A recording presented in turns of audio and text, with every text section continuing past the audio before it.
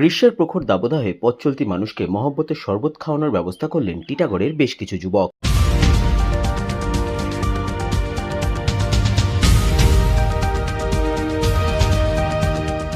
গ্রীষ্মের প্রখর দাবদাহে যখন জ্বলছে গোটা দক্ষিণবঙ্গ, সেই সময় নিজেদের বিভিন্ন কাজে রাস্তায় বের হওয়া সাধারণ মানুষের সুবিধার্থে টিটাগড় রেল স্টেশন রোডে আয়োজন করা হলো মহব্বতের শরবত বিতরণ কর্মসূচি, যেখানে মানুষের হাতে ঠান্ডা শরবত তুলে দিয়ে তাদের ক্ষণিক স্বস্তির ব্যবস্থা করলেন টিটাগড় এলাকার বেশ কিছু যুবক।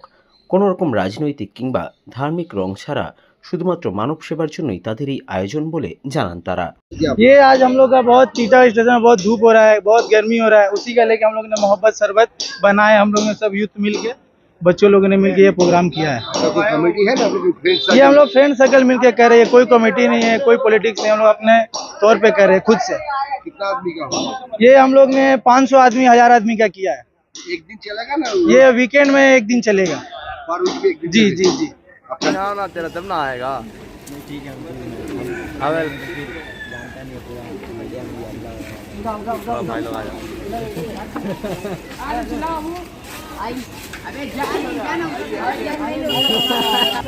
এলাকে